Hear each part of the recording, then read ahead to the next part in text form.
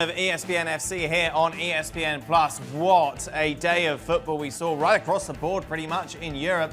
Later on in the show I'll be asking Gab Marcotti, is that it in Italy? Is the title race over with Inter and Lazio both dropping points in the most dramatic of fashions? Also, a lot of positive vibes around Manchester United. Really impressive stuff from them today, plus Liverpool are very good as well. We'll start, though, in Spain. Real Madrid back to the top of the table after a 2-0 victory over Mallorca. Shaka, Hislop and Julian Laurent with me. Boys, there's been so much conspiracy talk in Spain over the last couple of weeks, how the referees want Real Madrid to win. Obviously, had the Benzema handball. Today, I tell you what, if you believe there is a conspiracy, that first goal is... Turned out, they gave one of the coaches a yellow card, but you thought maybe that would be the moment because as we sit there and look at the game and you see the replays, you think this has to be called back. But it wasn't. And it just kind of adds fuel to the fire, as you say, Dan, understandably so. Shoulder to shoulder, can we go there if I've got my Real Madrid TV hat on, Jules? I mean, this one will be very hard for you to convince people, even with your Real Madrid TV on, a hat on. Guessing. Obviously, this stirs things up beautifully for the media and for us watching. How much does it get in the player's head, though, Shaka? If you're in that Barcelona team, does it affect you at all? I don't think so. Listen, for me, regardless of which of those two dressing rooms you sit in, there's always these accusations going one direction or the other, depending on who's got their noses in front and, who kind of feels aggrieved at that particular point. This has become par for the course between Real Madrid and Barcelona. I don't think it affects the players one iota. Does it affect the officials, though, Jules? That's a big question. I don't know what La Liga and they, the head of refereeing and what we have also in England, what every league has. What happens on Monday after a weekend or a week like the one that we're having right now? Do they meet? Do they review the referee's performances? Do they actually have an issue with what happened in Real Madrid games or Barcelona games? I mean, Sergio Ramos after the game tonight said to Spanish TV, well, over the length of the season, it's really level. Sometimes it's in our favor, sometimes it's in their favor, which is probably true. And we forget sometimes, or at least now because we talk about Real Madrid and their decision, we forget what happened with Barcelona in the past few games, and maybe they had help of the referee as well, or referee were quite kind with them, let's put it that way. So I don't know, but you do think that on back-to-back games like this, Real Sociedad with the penalty, the goal disallowed, the handball for Benzema, and then again tonight, it starts to be quite a lot of incidents that we're always talking about when it comes to Real Madrid and referees. Shaka, I know when we've discussed this before, you believe that the big clubs do get the decisions their way more than the smaller ones. I do. And just kind of my experience as a player, that's how I felt. And even now looking at games, again, that's what it seems clear to me. And the challenge to that is that's why VAR was brought in. And Jules is right, and as Sergio Ramos was saying, over the course of a long season, these things come out in the wash, as was the old cliche. But that can have different impacts in different ways. A referee mistake for Mallorca against Real Madrid, again, that you're not expecting to win, is one thing. If it happens against another team in the bottom three, then it's another. And the purpose of VAR was to kind of do away with that. And you don't have to rely on it coming out in the wash or against a team that, maybe you're happy that you got the lady luck, shine on you that week. We're supposed to be done with that. And VAR let us down and has us going back to our old cliches. Shaka, away from the opening goal, nothing controversial about the second one. What a strike from Sergio Ramos. Impossible to save? Impossible. Listen, and anything anybody could do about a free kick like that one from Sergio Ramos. Ramos, I think, second top scorer for Real Madrid this season, his highest goal-scoring tally ever for a campaign, Jules. It was interesting on extra time. Yesterday, I think it was, we had a question saying Van Dijk or peak Sergio Ramos, suggesting that maybe he is very much now in the decline. He has been key for Real Madrid on more than one occasion this season, not only at the back, but scoring key goals. Yes, you're right, and I think you said it. Benzema is top goal scorer in La Liga, and then second one is Sergio Ramos. He's got 8 goals, and okay, he takes penalties and he takes them very well, and he hasn't missed any of the last 20. I think he's taken 20 in a row scoring. But it's what he gives you in terms of leadership as well, and we all know that defensively, him and Varane can play with their eyes closed. They know each other so well, and then if you add to that the goal scoring threat on set pieces, I mean like him with his headers, on set pieces that he takes, like the free kick tonight, where there were a lot of players wanted to take that free kick. Gareth Bale was there, Karim Benzema was there, Eden Hazard was there, or Eden Hazard has just come off. And yeah, he was the one who took it, and the gesture, the movement, everything was just so perfect. I mean, whether you like him or no, and you know, there's obviously a lot of people who don't like him at all. He's an incredible football player. Where he's making the referee to make a decision, and some other referee might have seen that different. And I know, listen, for me, given the fact that it was in the Mallorca half, I agree with the referee, don't show a yellow. But it shouldn't be just on that. It shouldn't be left to the referee to decide, well, it's in this half and not that half. That's just too thin a line that he continues to tread for as good a player and as experienced a player as he is. Is this just jealousy because he can grow a beard and you can't, Shaq? Well, I'll have you know, my beard was giving it a good fight during this It's quarantine. nowhere near Ramos's. That is some. Meanwhile, I'm not even sure Luca Romero is even shaving yet. Breaking a La Liga record today, Jules. 15 years. 15. I think it was Sanson way back, clearly in 1939.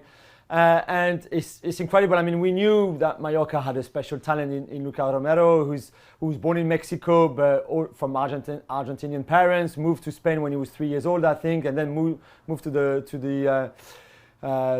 Mallorca and to Ibiza when he was 7. Has been playing there and then signed for Mallorca, although he had a try at Barcelona before. An incredible talent, left-footed, and you could see first 17, I think. So it's one to keep an eye on for sure. He was on the bench the last game, made his debut this one. Imagine being 15 and making your La Liga debut against Real Madrid as well. What an incredible day for him and for his family, and let's see what the future holds. But it looks like a very good player already. How old were you, Shaq, when you made your debut? 23. Lazy. I was a late bloomer, Dan. A late bloomer. Can you imagine playing football at 15 professionally, Shaq? I can't. I'm trying to remember what I was doing when I was 15. Yeah, probably best not. I've got a son here who just turned 13, and it's a long way from playing against Real Madrid. Hey, well, tell Luca he needs to pull his finger out. He's got 2 years to turn professional. That's right. Look after his dad. 4 points off Juve at the top of the table. In fact, it was a great day for Juve, wasn't it? With Inter dropping points as well. Meanwhile, for Atalanta, a good win, put some 6 clear of Roma, who won against Sampdoria today. Well, let's welcome in Gab Marcotti, shall we, to talk about this game.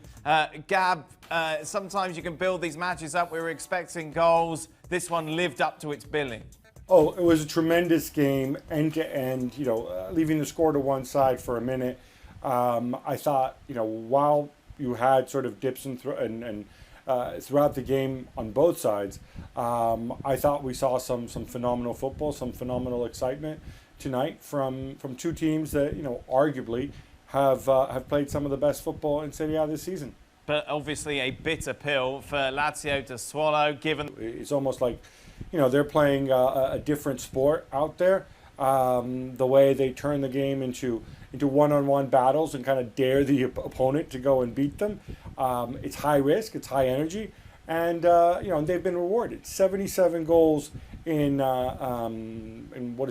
27 league games this season. It's just an unbelievable return. It's the highest return by some distance in Europe's Big 5 leagues. And I think it just goes to show that, you know, if you go out there and you try to play and you take chances, you will be rewarded. They have some outstanding individuals like Papu Gomez, and I think Malinovsky's got a tremendous career ahead of him, and Ilicic can be fun to watch. But, you know, let's face it, this is more a chance of very good players and some obscure players, you know, who become greater than the sum of their parts. And that's a real testament to their manager. Is he tonight? No, he's not. And it's a shame because, you know, he played I thought he played reasonably well in the last game. And then here, obviously missing the chance. But, the reality is Gagliardini or no Gagliardini, Sassuolo twice went behind and twice equalized. And I think that has only partly to do with Gagliardini, and that has more to do with other issues Inter had on the night. Sassuolo play very open, attacking football. They're another team that takes risks. They're mid-table. They have no risk. They've got really nothing to play for this season, and so they decided to go for it. And I think that really caught Inter off guard. And I'll tell you what, I don't know that any of these guys are going to sleep well, because they're going to hear, Conte shouting, echoing in their heads. Gab, we mentioned it before, obviously. You talked about that there's still a lot of the season to be played. However, 8 points is a massive deficit, isn't it? Are Inter out of this title race? I think it's going to be really, really tough at this point. Look, the way Juve have played, apart from their last game, the way they played in the Coppa Italia, they're more than capable of dropping points. They, like I said, they don't have an easy schedule ahead of them. But equally, Inter have limits, and we saw the limits tonight. We've seen their limits before, and it's not something that you're going to iron out straight away. 8 points in 11 games, I think you're right getting at the edge of what's possible and what's impossible. Gab Marcotti, thanks to taking on Lecce. That game live at 3:45 Eastern. A convincing win then for Manchester United in the Premier League, beating Sheffield United by 3-0. Anthony Martial, very much the star of the show, with a hat-trick. Craig, Stevie and Frank with me. Craig, this was good from United, wasn't it? Yeah, and, Martial, we know he has the talent, but we want to see the consistency, and he set a bar there for the rest of the season.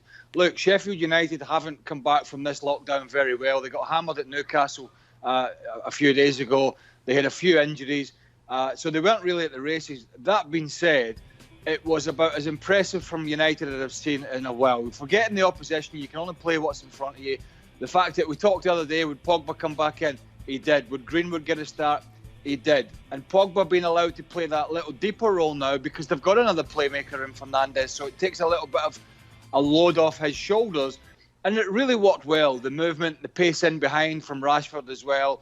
They really looked a lot slicker than they had done, certainly in the first half of the season. Stevie? Well, the one thing we all threw at them from the start of the season in particular was that they cannot break anybody down. Any team that sits and tries to break on them, they have problems breaking them down. Well, today they got through goodness knows how many times, particularly in the first half. And if you ever had any questions about the talent of Pogba, the little first time dink in behind when Rashford missed the volley, I mean, what a ball. So, listen, yes, going forward, absolutely, no question. This is the type of football we want to see United playing. Still question marks how this three, Pogba, Matic and Fernandes, how will they defend against a better attack? But as far as attacking themselves, absolutely lights out. We talked a lot about Pogba going into this game, but it was his fellow countryman Martial who was fantastic. That touch for the third goal was world class, Frank. How highly do you regard him? Well, very, very much, very high, I would say, because I think he improved a lot. He got more mature years after years, and I feel he's one of the leaders now, and in the dressing room, and shows the way to other players who now Manchester United played, and the way that they dominated a team who we thought could create more problems to the Red Devils. So very pleased with the performance of Manchester United, but of course very, very pleased with the performance of Anthony Martial. Yeah, the thing with Martial, Craig, is that United fans are going to want to see this consistently. We've seen these flashes before, haven't we? But he does have a habit of putting in a good performance followed by an anonymous one. Well, you're playing for that football club. You look at the strikers that have led the line for them in their hugely successful periods. They've been, very, very extremely consistent. Amongst other things, very, very good players, but extremely consistent. So you can't afford to have those sort of ups and downs as many times as Martial has had. We know the quality. We've seen the quality when he first came in from Monaco. We've seen it in glimpses for France. And we've seen it in glimpses for Man United. We know he's got the pace. We know he has the talent. Now he's got an understanding with Rashford. He's got a player that plays in behind him, Fernandes, who can pick a pass. He's got a player in Pogba when he plays deeper who can pick a ball over the top from that deeper position. So there's really no excuses. As Stevie said, though, they will face tougher opposition than Sheffield United, who just look completely the opposite as they did at the start of the season. But that being said, it's going to give you confidence. It's in United's hands, more or less, Dan. If you look at their fixture list between now and the end of the season to get into the European places, or more importantly, Champions League places, they've got none of the top boys to play. Absolutely none of the top guys to play. So it's in their hands. They've got a great chance to finish the season strongly. And is this the lineup now, going forward, Stevie? I would question whether it's Matic consistently. I'm going to assume it's going to be either McTominay or Fred to go along with Fernandes and Pogba. As far as the rest of it, then I would maybe throw in. I'm not sure whether Greenwood again is going to be consistently in the starting 11. So I think 9 of the 11 today, yes. 2 question marks over those other 2. Pogba starting. How did you rate his performance overall, Frank? Well, I was more impressed the last game when he came on, and what he did for almost half an hour was very important for the club and very efficient. We can see that there is something special, even if for me the main man is Bruno Fernandes, and the guys can change the game suddenly because of a fantastic skill and understanding of football. Pogba is coming back. It's been a while since he played almost 90 minutes. I think it's been more than 9 months. So I wouldn't judge him on the entire game, but we know the quality of Pogba. We know that he can bring something special to Manchester United. And alongside Bruno Fernandes, and I agree with Stevie, more McTominay than Matic. I think Manchester United has a great midfield players. Bearing in mind, Danny hasn't played much football at all before all this lockdown happened. I thought he was in cruise control. Now, the big question mark was, with Fernandes coming in, if Pogba stays, and we don't know, there's always going to be lots of questions over the coming months, is what's the relationship going to be between them? And I think in some sense, the Fernandes signing lessens the load on Pogba a little bit, because most of us, and I include myself, were looking for him to do more and a bit of everything. I think maybe it was a little bit too difficult for him to try and be that all-encompassing player that was doing everything for the team. So now he's got a supporting cast where he will play those little balls in behind that Stevie mentioned, which was a fantastic ball. He will find himself in those positions, but maybe not as much as he was needed in there before, because they have another player who can do that. So he can balance being that playmaker with being the defensive or the deeper line player as well. And I think that's really going to help him if he stays long-term at Manchester United, that they have 2 players with the ability to unlock a defence. Then if I can say, he's right, and it reminds me when Pogba was playing for Juventus, when he had Pirlo, and in fact had more freedom in the game offensively, and could share the talent with somebody else in the midfield zone. So that's very important what just Craig said, and I wanted just to emphasize his comment. I'd prefer if you said he was wrong, Frank, but there we are. Anyway, Manchester United putting the pressure now on Chelsea, and it's not only United who've come back strong after the break. Wolves as well, 1-0 victory over struggling Bournemouth, puts them level on points with Solskjaer's side. We saw those 2 link up once again, and Adama Traore finding Raul Jimenez, who's having a fantastic season, to give them all 3 points. They're looking good as well, Craig. They are looking good, and I looked at their fixtures, and it's not too bad either. I think they have Chelsea, one of the top teams in there, but the rest of the fixtures on paper, and that's all it is, look decent. But, Traore, he's added a bit of end product to his game to go with the strength, the pace and the power, which are just incredible. I mean, the pace of this guy is phenomenal, but you always need end product, and we're getting that from him. As for Raul Jimenez, if this goal, along with all the others, doesn't bring Seb Salazar and Hercules Goma out for an emergency YouTube segment, I don't know what will, because those 2 are always harping on about this guy. Fantastic talent. Whilst he's scoring goals, Wolves have a great opportunity, but it is really bunching up for that 4th spot at the moment. What's happened to Adama Traore, Stevie? Why have we seen such a big improvement this season? Well, listen, we always talk about experience and we talk about maturing. And the biggest thing, or the best thing that can happen to a footballer is the game. The game has slowed down, no question, for Traore. And his decision-making really is the key to this surge in his form. He's so much fun to watch, Frank, but as Stevie mentioned, I imagine a nightmare to defend against. Oh my God, definitely. And everything was said on Stevie comments that you cannot cope with the players, because if he had different tools, he's going to use them to put you in trouble. And that's the case right now with Traore. And he sees the action. He knows exactly what to do, and it's why I think he improved. He was able to simplify his game. But also to keep what is the best at is taking on players, using his pace. So you don't know what to do. And don't forget, the passing that he makes right now are absolutely fantastic. 2 crosses, 2 goals, the last 2 games. But he can do the action that we also, or we're going to see today, when he dribble like 3 or 4 players before somebody makes a foul. You can't catch those people. But because they are inflexible, because they do unexpected stuff, and they are absolutely fantastic. Can I just say one thing? He is alone, maybe in world football almost. He wants to stay on his feet. He's not one of those guys that waits for a challenge so he can get on the ground as quick as possible and get a free kick. If you're going to knock this guy down, you're going to have to hit him really, really hard, because he just brushes off your normal wee tickle tackles that people end up flat on their back with. So this guy's fantastic, and that's one of the greatest things about him. He doesn't want to get a free kick. He wants to do something. He wants to get a cross in, or he wants to get a shot, or he wants to get a goal, and he stays on his feet unless you really hit him hard. I love that. I can confirm, Dan, that whilst Adam Traore is staying on his feet, we have confirmation that Nicol has not stayed on his feet at the golf club in recent weeks. He's hit the ground at least 3 times with consummate ease. Was it tickle tackles? What was the problem? There was no tickle tackles. Well, one of the ones he fell down the hole.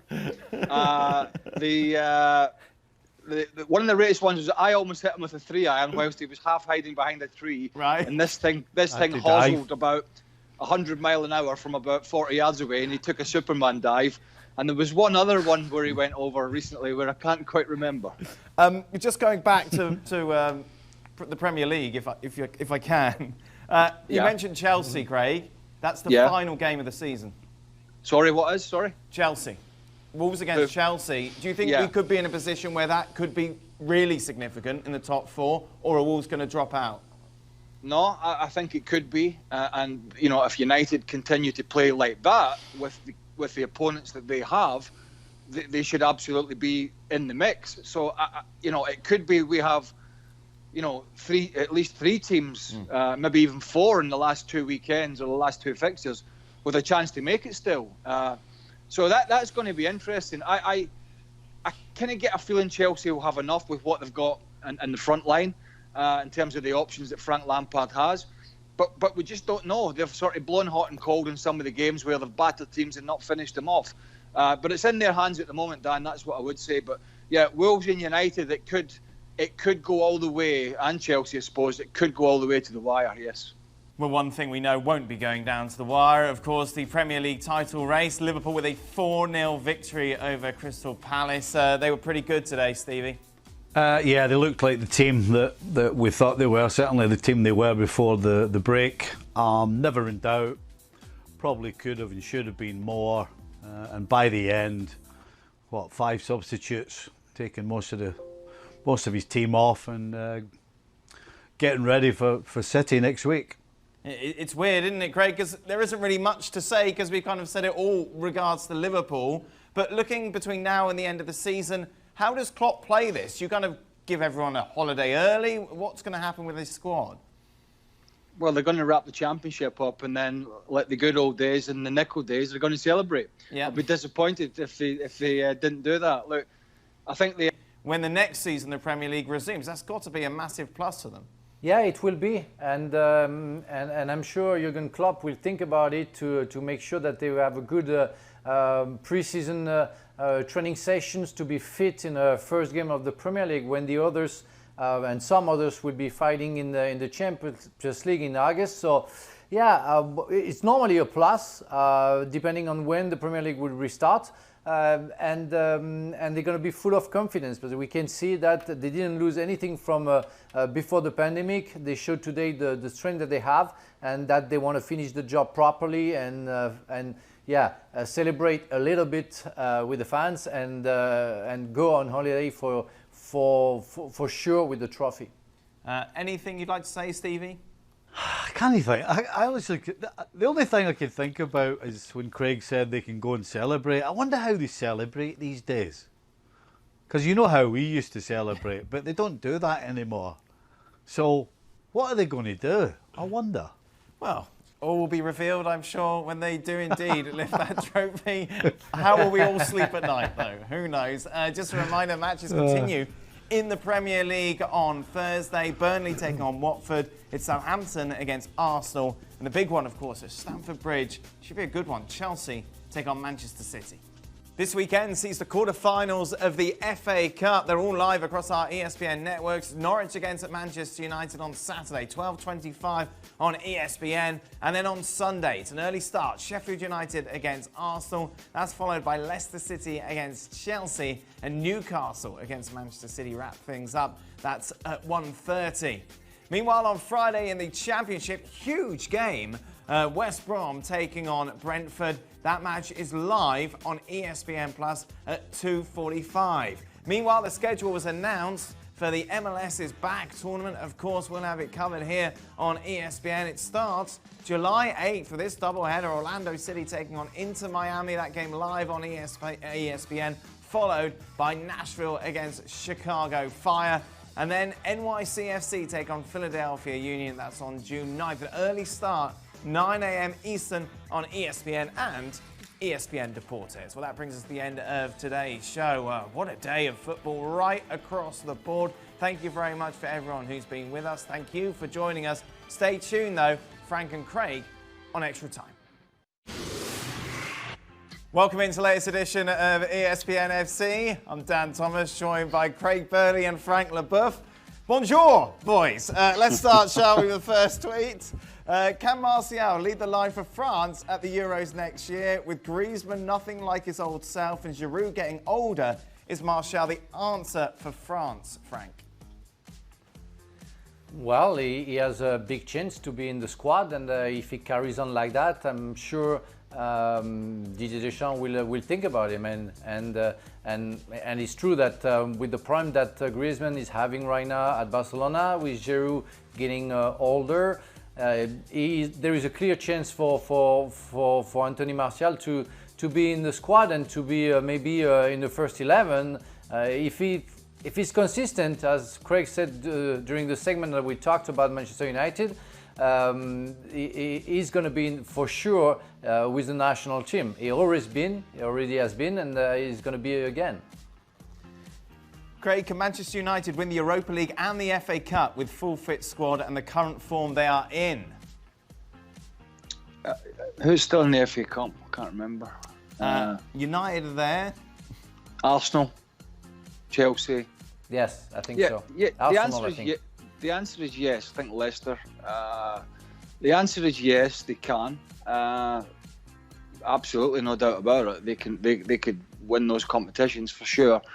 But they're going to face stiffer opposition than what we saw in the game against Sheffield United. I think we have to put that in some sort of context to the performance and to the opposition, because Sheffield United have been really poor, and United exposed them, so we can't take that away from them. But they're going to face tougher teams for sure. Apart from the league run-in, which we did discuss on the show, and that looks a pretty nice one. FA Cup quarter-finals, Norwich, Man United, Sheffield United, Arsenal, Leicester City, Chelsea, Newcastle, Manchester City. So yeah, well, City will be favourites still, obviously. Frank, Craig. How does Craig feel about Arsenal disregarding his advice and re-signing David Luiz? Well, I'm flabbergasted. Has he resigned? Yes. Yeah, it's official. I missed that. Sorry. Well, I don't get it. I'm sorry. I just don't understand the fact you got to. When you go in there, yes, you need some experience around the place, but you need quality. You need, at some point, you need to get the people that are over the hill, making mistakes, costing you points, disciplinary problems, in terms of getting sending off and silly yellow cards. You've got to get them out of the club at some point. It's like you got to make a clean sweep, and I just don't see the sense in this at all. I mean, I really don't. He made £10 million this year, If Frank. I can say something, oh, sorry, I didn't hear what you said. He made £10 million this year. Oh my God! Well, I should have played in the future, Oh my God! The thing is, I will join Craig on that and say that I don't get it as well. I would garden it if I felt that David Luiz was more concerned about that, about the club, about the history of the club. You would have signed a Carragher, or you would have signed a Steve Clark at Chelsea, or Tony Adams, even if they couldn't run, but you knew that they will do something good in the dressing room. I'm wondering what David Luiz is doing in the dressing room, and I'm not sure he shares his experience with the other players. That's why I don't get it. He's not performant on the field. I'm not sure is that performant in the dressing room. So it's lots of money for guests, not too many things. Do you know, it's a bit like, Dan, as Frank pointed out there, rightly so, it's a bit like Chelsea keeping John Terry around towards the end because he just knew that club inside out, and he had been the backbone of that club for probably 10 to 15 years, maybe even more than that. And it's a bit like Man City with Vincent Kompany, who was coming towards the end, but they kept him there because he was playing, wasn't always playing because he had injuries, but when he was fit, he played and he led. And he led from the front. He was the captain on the field. He was the captain off the field. He was respected in the dressing room. Even when he was injured, he was a big part of that squad. And to that point, and the point Frank's making, this is none of those. This is a last-minute signing a year or so ago from a player who's making mistakes, who's continued to make mistakes, and they've signed him on again. It's just another one of Arsenal's poor decision-making in their strategy. Yeah, Craig, this leads on to the next question. Is Arsenal making the same mistakes post-Wenger that United made post-Ferguson? In what sense? I don't know. Recruiting people, the recruitment. Yeah, well, I suppose if it's the recruitment, then the answer is yes. Ferguson didn't stay on too long. Ferguson had success all the way up to the end. I think most of us felt Wenger just stayed, 2 or 3 years too long, and it was a little stale at the end, and that hampered them. But in saying that, their signing strategy, and I saw our former colleague Ralph Honigstein touching on this on social media a few days ago, that they seem to have a relationship with certain agents, and they have a cosy relationship, it seems, with certain agents. And so they're getting a certain group of players, and it's clearly not working. So they're going to have to broaden their horizons in terms of their scouting network for sure. Frank, thoughts on Ndombele telling Mourinho he won't ever play for him again? Sell him, swap deal, loan him out, where to go from here? Frank, you were really excited about this signing when we talked about it in the summer. It's been a complete and utter bust.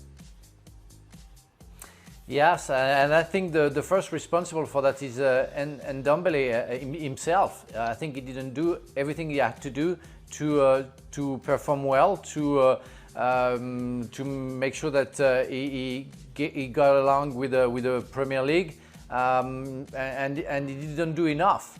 But we saw that a little bit when he was playing for Lyon, that sometimes he was disappearing. But I thought his quality was so high and his talent so high that he will go over it and go and get more mature to please the fans and Spurs fans. But it's not enough. But I'm not sure the psychology of Mourinho has been the best as well to put Ndombele in the right track. So if it's the case, and nobody has to go. If he wants to have a career and a good one, he can't stay on the bench forever and not be playing. What do you make of this, Craig? He didn't even look right when Pochettino signed him, did he? He didn't look comfortable under Pochettino. I know Tottenham were having their struggles at that point. But listen, here's the deal. Managers tell players they'll never play for them again. Players don't tell managers because he's got a contract. He's an employee of Tottenham Football Club. And if he's asked to play, he's going to have to play. Otherwise, he's in big bother. Now, that's not going to look good in his career. He's a young man. That's not going to look good in his career going forward because it'll put potential suitors off. Clubs don't want people that are going to be a huge problem. They'll put up with some sort of risk in terms of a player's attitude. But if it becomes obvious, it's a real problem, and that's where this would go if it went all the way down that line. That's not going to do him any favours. So I really don't think he should be making statements like that. Craig, is there a goal? And that's going to be a problem for. That's going to be a problem for the next coach. Imagine Mourinho is sacked, and then Ndombele stays, and suddenly the coach will see Ndombele say that guy is able to say to a coach that he doesn't want to play for him. So he's going to be a dangerous person for me. So he's going to get rid of him, or he's going to put him apart. So yeah, that's not a very good comment. But again, I think Ndombele is responsible for what's going on to him. Craig, is there a goal that you scored that was a complete fluke? Does any spring to mind? They just all brilliant. Sorry? Well, they're just all brilliant. There was quite a few, actually. You'd be surprised. I suppose the best goal I ever scored was probably a fluke because it was just before Frank arrived at Chelsea, but it was a left foot volley from about 30 yards into the top corner at Anfield, at the Kop end, past David James. So, in some sense, it was a fluke because, there's an element of luck in it. So, yeah, I suppose I'd say that. None that just sort of bounced off me flukily and went in. No, I don't. Not to my knowledge, no.